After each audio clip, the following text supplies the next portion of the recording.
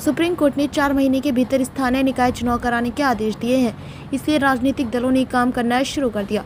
इस पृष्ठभूमि में शिंदे सेना सक्रिय हो गई है।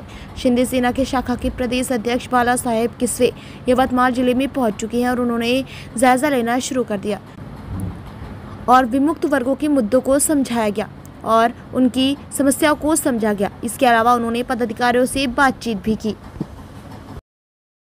नमस्कार। आगामी काळात पंचायत समितीच्या निवडणुका आहेत। त्या निवडणुकीच्या दृष्टिकोनातून जरी दौरा असला तरी या भटक्या विमुक्त ओबीसी व्हीजेएनटीचे समस्या समजून घेऊन निवडणुकीच्या कालावधीमध्ये आश्वासन देताना या समस्याचं एक गाठोडा असलं पाहिजे। किमान त्या समस्या सोडवण्यासाठी एक डेटा असला पाहिजे। तो डेटा कलेक्शन करण्यासाठी आज राज्यामध्ये मी गेली 33 दिवस 33 जिल्ह्यात हा दौरा करतोय आणि या छोट्या छोट्या समाजाचं मी उदाहरण दिलो मागेच की बाबा मी वर्ध्यामध्ये ज्या हट्टी म्हणलं जाते गोसावी समाजाच्या त्या वस्तीला 4,500 भेट दिली आणि आज यवतमाळमध्ये आलो। यवतमाळमध्ये मी याला बिराड बोललं जाते त्या मी नाथजोगी समाजाच्या बिराड म्हणजे त्यांच्या घराला त्या वस्तीला भंडारीला भेट देणार आहे आणि हा दौरा निश्चितपणे एकनाथ शिंदे साहेब अनाथाचा नाथ म्हणून काम करणार आहेत। निश्चितपणे त्यासाठीच हा दौरा आहे, समाजाला आधार देण्यासाठी आणि समाजाचा आधार शिवसेनेला घेण्यासाठी। म्हणजे दोन्ही अंगाने हा दौरा आहे।